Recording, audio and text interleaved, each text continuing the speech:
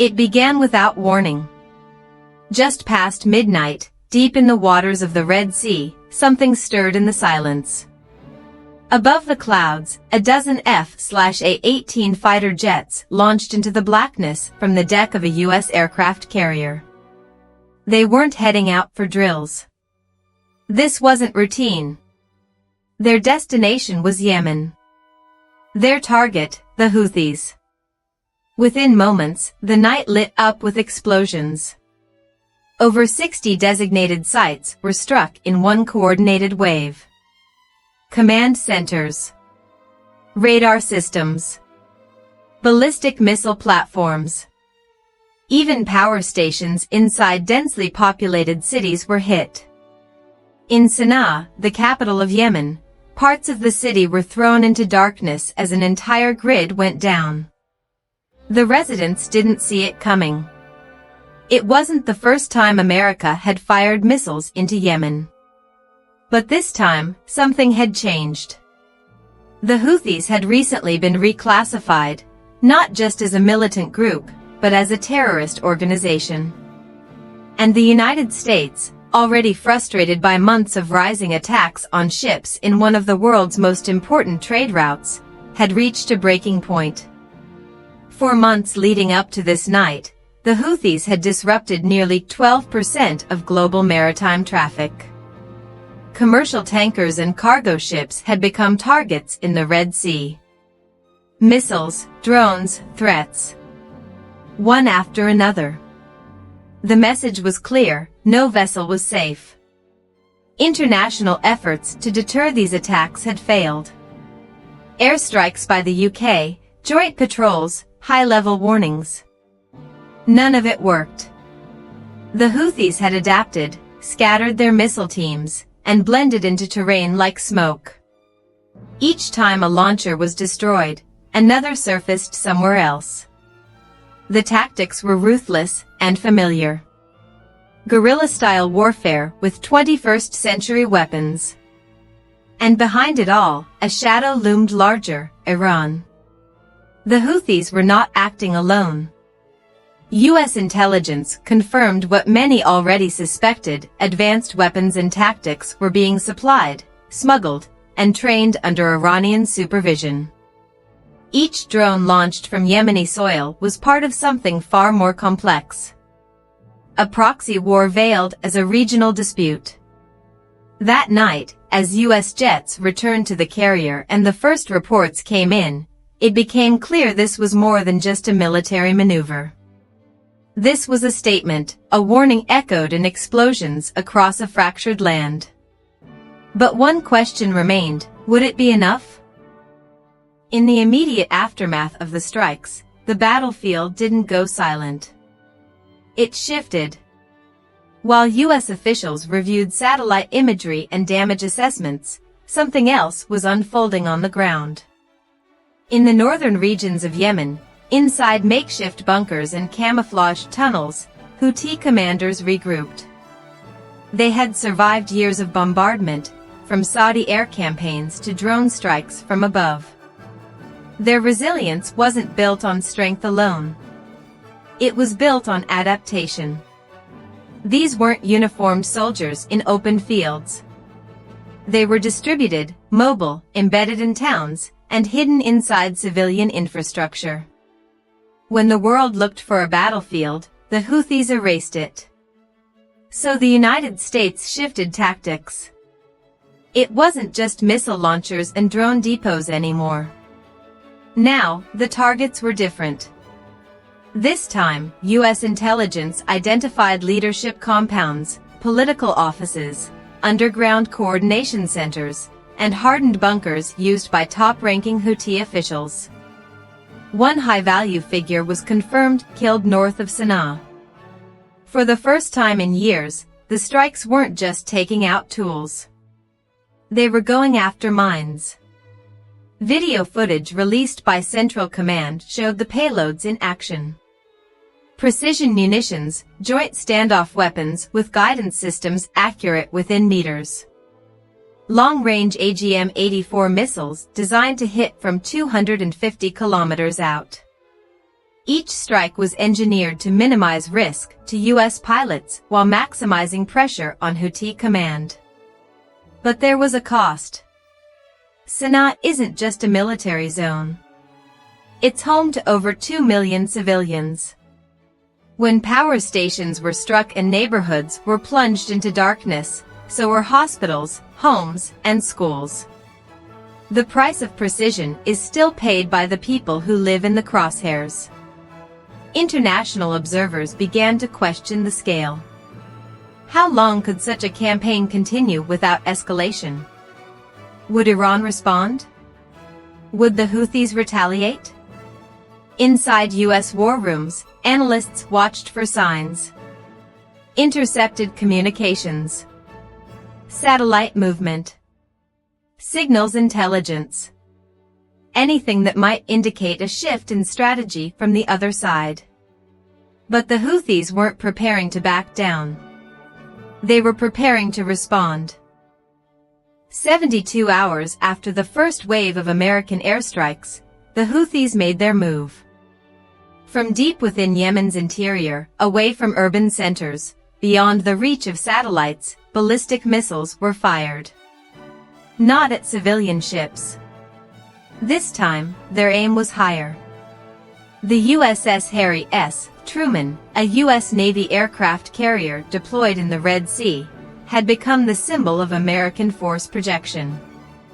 It became the target. The Houthis claimed they had locked onto the carrier group with advanced missiles and kamikaze drones. They said they struck with precision. They said they sent a message. But none of it was true. The closest any projectile came was over 100 miles off course. The U.S. general in charge of the operation later called it what it was, incompetence disguised as bravado. Still, the attempt was alarming. This wasn't a random threat anymore. It was a coordinated effort to hit an American warship. And in the world of naval warfare, even a failed shot is enough to change everything. Because not every drone misses. A few weeks prior, MQ-9 Reaper drones patrolling the region had been downed by surface-to-air missiles. U.S. fighter pilots flying daily sorties over Yemen now knew the risks. Anti-aircraft systems were active. Houthi radar was tracking. Every flight became a test of skill and nerve. And the cost of defense was mounting. Each drone intercepted. Each missile shot down. Each potential strike prevented by American firepower required munitions. Expensive ones. The Navy had already fired over 400 interceptors since 2023, at an average cost of millions per missile.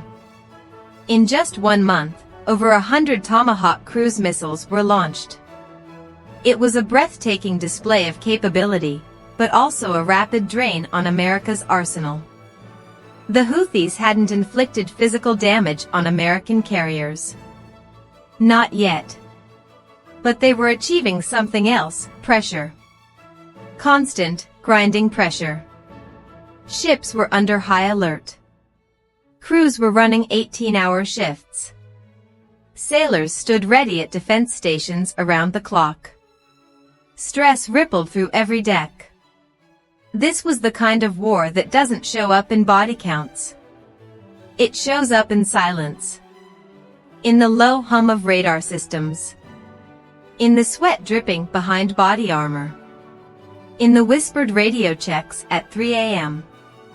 Just waiting for the next drone to appear on the screen. And it would. Because the Houthis weren't finished. As strikes escalated and interceptors lit up the skies above the Red Sea, a quiet realization settled into military briefings across Washington. This wasn't just a fight for freedom of navigation, it was a test of endurance. And it was getting expensive. Since late 2023, the U.S. Navy had been firing high-tech interceptors almost daily. In total, nearly 400 munitions had been used. Some were older SM-2 missiles, still effective, but aging. Others were cutting-edge SM-6s, each costing over $4 million. Add to that the evolved Sea Sparrow missiles, the SM-3s, and the prized Tomahawk cruise missiles, and the price tag was staggering. $1 billion worth of ordnance had already been launched. Gone in seconds. Fired into the night to knock down drones often cobbled together for a fraction of that cost. This wasn't sustainable. Behind closed doors, Pentagon officials began raising concerns. The U.S. missile stockpile, especially the newest, most advanced ones, wasn't infinite. Production capacity was lagging. In a single month, the Navy used almost an entire year's worth of Tomahawk missiles. And while older models existed in storage, many were outdated or in need of upgrades. It wasn't just about Yemen anymore. What if a larger conflict broke out? What if another front opened, in the Pacific, in Eastern Europe, or elsewhere? Would America have enough left? There's a term in military strategy, magazine depth. It refers to how many ready-to-use weapons are on hand in case of a prolonged fight. And right now, that depth was thinning faster than it should. But even as spreadsheets were updated and budget requests drafted, the threats didn't stop. Interceptors still had to be fired. Drones still had to be destroyed. And every time one was launched, commanders had to ask a chilling question: is this worth the missile? In some cases, they said no. Naval crews began turning to lower-cost defenses. 5-inch deck guns loaded with proximity-fused ammunition. A single round, far cheaper than a missile, could scatter metal fragments in a tight radius, shredding drones at close range. It was brutal. It was old school. And it worked. But there was a trade-off. To use it, a drone had to get close. Within 10 to 15 kilometers. That left little room for error. At high speeds, a drone could close that gap in under 3 minutes. Crews had to make decisions fast and live with the outcome. The Red Sea had become a proving ground. Not just for weapons, but for judgment under fire. Every launch. Every intercept. Every order. It was all being recorded. And the world was watching. For years, air campaigns in Yemen followed a pattern. Identify a launch site. Hit it. Wait. Watch for the next one to appear. Then repeat. It was a whack-a-mole strategy, one that exhausted pilots, stretched intelligence teams, and gave the Houthis time to adapt. And adapt they did. But in 2025, the rules changed. This time, the United States wasn't just hitting infrastructure. It was going after the network, the people who moved the weapons, gave the orders, made the decisions. U.S. forces began striking Houthi leadership compounds, underground bunkers, secret command centers, and safe houses hidden inside city blocks. In eastern Sana'a, a known Houthi military headquarters was reduced to rubble after 4 precision-guided munitions detonated within seconds of each other. Further north, a high-ranking security official was confirmed dead after intelligence pinpointed his convoy hours before the strike. These weren't symbolic hits. These were surgical eliminations. It was a message. And it was meant to be heard. For the first time in years, the Houthis weren't just losing assets. They were losing people. Strategists. Organizers. Leaders with years of experience in guerrilla warfare. And while each strike removed a node from the network, it also forced the group to become more cautious, more paranoid, more fragmented. But there was a risk. Sana'a, where many of these targets hid, is not a battlefield. It's a city alive with families, schools, markets, and children. Every bomb, no matter how accurate, carried the weight of consequence. The joint standoff weapons used in the strikes had a reported margin of error of just 3 meters. But 3 meters can be everything in a neighborhood built wall to wall. Officials called them precision strikes. But for civilians, they were moments of terror. Windows shattered. Power grids collapsed. Sirens wailed in the dark. The Houthis used this, too, broadcasting images of destruction across their networks, framing it as proof of foreign aggression. It didn't matter that the targets were military. What mattered was that the war had reached living rooms. Again. For the US, the goal was clear: dismantle the machine from the top down. Remove the ability to coordinate, to resupply, to launch. Break the command chain. But the question remained: when you kill a leader, do you kill the cause? Or do you just fuel it? Hours after the targeted killings, the Houthis issued a statement. In it, they promised retaliation, vengeance, and a direct strike on American warships. They claimed their missiles had locked onto the USS Harry S. Truman and its accompanying strike group. They declared victory. Footage aired on their channels, showing blurred night launches and smoke trails against the sky. But the truth told a different story. U.S. Central Command had already tracked the launches. Drones and satellites watched the missiles soar and miss. Not by inches. By miles. Over 100, to be exact. The threat had been real. The result was not. Still, no one was laughing. Because even failed attacks hold power. They force warships into higher alert. They force missile crews to reload. They force pilots to be scrambled, systems to reboot, decks to lock down. Even when nothing lands, the entire system tightens, stretches, and slowly wears thin. And occasionally, something does get through. Several American drones, MQ-9 Reapers, had already been shot down in the region in the weeks before. Not every hit was a miss. And the Houthis weren't firing alone. Their arsenal had grown more sophisticated. Guidance systems. Extended range. Kamikaze drones that flew low and fast, hugging terrain until the last moment. Traces of Iranian engineering showed up in recovered debris. And in every intercepted transmission, one message echoed: keep pushing. The Pentagon called the Houthi retaliation ineffective. But sailors aboard U.S. ships knew better than to relax. Every siren still triggered adrenaline.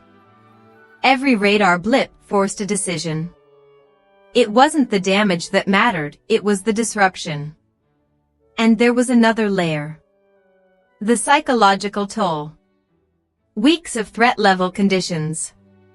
Constant scans. Little sleep. Hours of briefings, followed by hours of silence. The human body isn't built to run at red alert. But the crews in the Red Sea were. Because they had to be. One mistake, one delayed reaction, and the cost would be measured not in millions, but in lives. That's what made these failed attacks so dangerous. They didn't need to hit. They only needed to keep coming. On the steel decks of the USS Truman and her companion vessels, the war felt endless. There were no front lines, no enemy soldiers in sight, no date circled on a calendar when it might all be over. Just the low rumble of engines, the blink of consoles, and the horizon, always quiet, always watching. Life aboard a warship during active operations is a different kind of pressure. You're always in motion, even when standing still. Crews worked 16 to 18-hour days, sometimes more. Sleep came in bursts, adrenaline came in waves, and silence became the loudest sound anyone heard.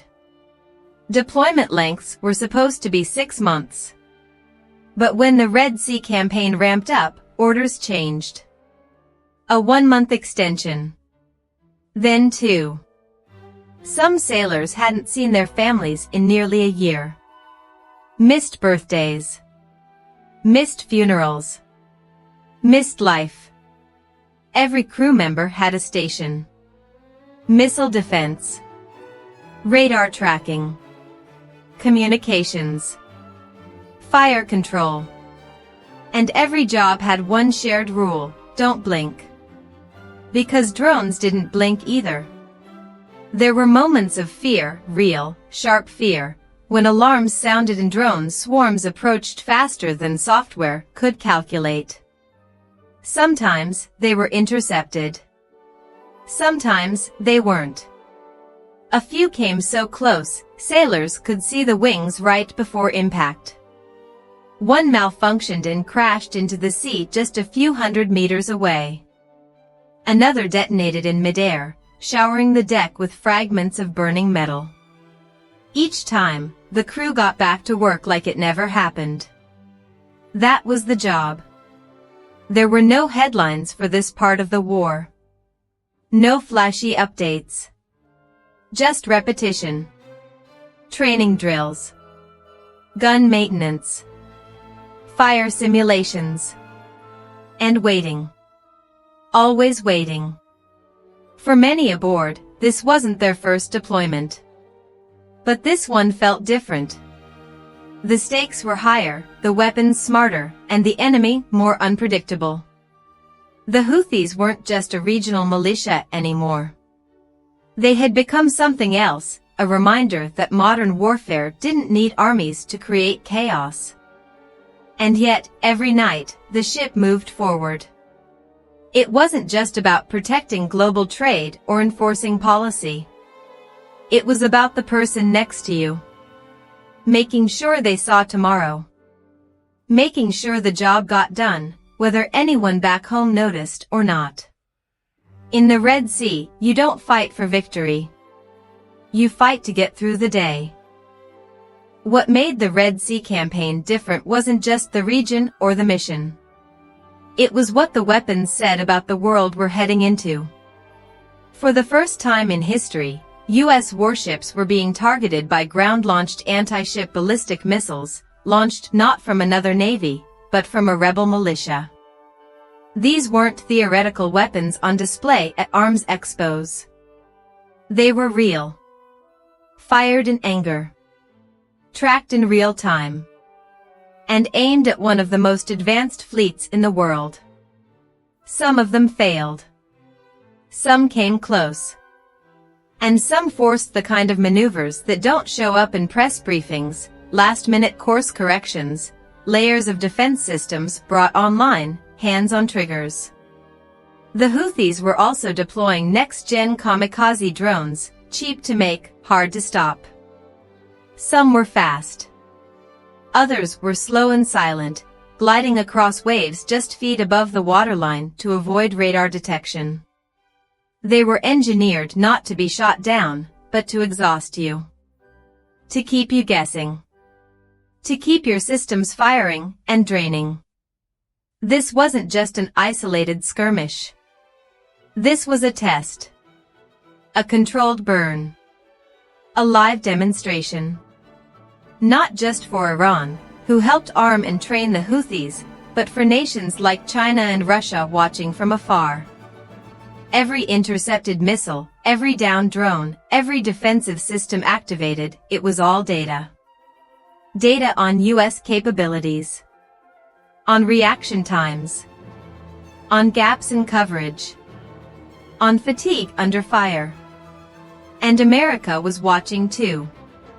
Inside Pentagon analysis rooms, the Red Sea became a living case study. Simulations played out in parallel. What if this same swarm happened in the Taiwan Strait? What if these weapons were deployed by a near-peer adversary? What if they came in greater numbers? This was war in miniature. A scaled-down version of what tomorrow's conflict might look like, not with fleets facing each other in open water, but with fast, low-cost, high-impact threats raining down from unseen positions. And the lesson was clear. Technology had changed the battlefield, but not the burden. That still fell on the shoulders of men and women inside metal holes, reading threat screens and counting seconds. The Red Sea wasn't just a military operation anymore. It was a warning. No strike launched in Yemen is truly local. No missile flies without echoing far beyond its point of origin. And in every intercepted signal, every component recovered from a drone, one name kept surfacing. Iran. It was no secret that the Houthis received support from Tehran. Funding, weapons, training, smuggled parts routed through shadow channels across the Middle East. Intelligence estimates confirmed that much of the Houthis' evolving missile and drone technology had been reverse-engineered from Iranian blueprints. Modified, reskinned, but unmistakably foreign. American analysts didn't just see a regional threat, they saw a proxy. One shaped over years, designed to harass, to stretch, and to signal. Not to win, but to wear down. While missiles were being launched in Yemen, other operations quietly escalated across the region. Iranian-backed militias were striking U.S. bases in Iraq and Syria. Naval routes in the Strait of Hormuz were being harassed. Intelligence chatter grew louder. This wasn't chaos, it was coordination. In response, Washington ramped up pressure. Sanctions tightened. Diplomatic warnings were delivered behind closed doors. Public statements grew sharper.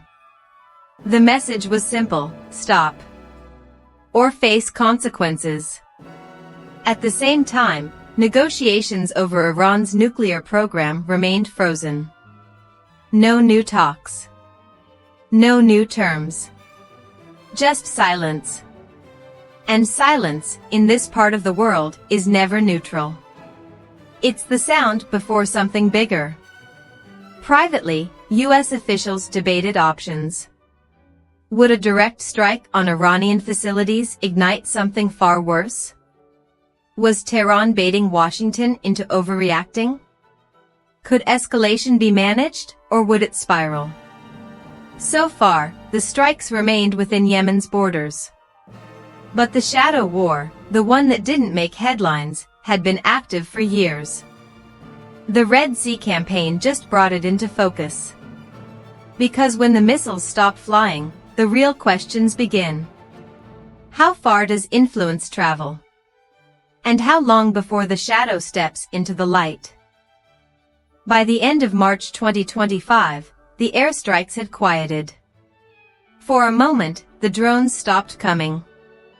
Houthi statements grew less frequent. U.S. warships remained in position, but the skies were calmer. Some called it a success. A show of force that worked. But inside the operations centers, no one celebrated. Because they'd seen this before. The Houthis had survived strikes from every major military power over the past decade. From Saudi jets. From UK drones. From American missiles. And each time, they'd come back. Reorganized. Rearmed. Retaliated. Their movement wasn't tied to a base. It was built on belief, hardened by years of blockade, war, and isolation. And with every bomb that fell, their story grew stronger. That's what makes this different. U.S. officials have made it clear, there's no plan for a ground invasion. No occupation. No regime change. Just deterrence. A military word that means, don't try it again. But deterrence only lasts until someone decides to test it. And every missile fired, every interceptor launched, brings the U.S. one step closer to a question it's been trying to avoid.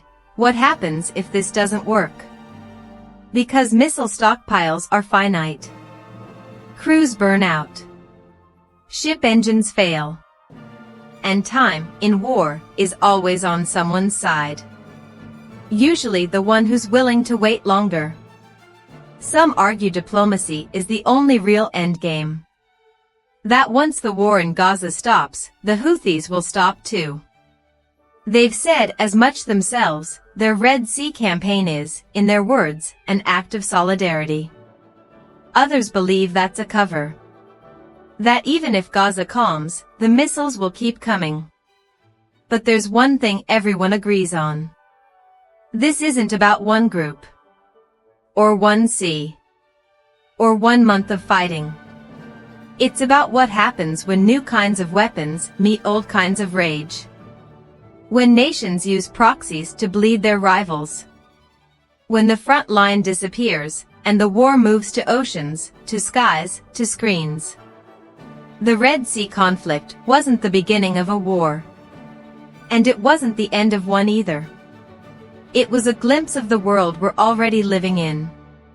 One where the missiles may fall silent. But the tension never does.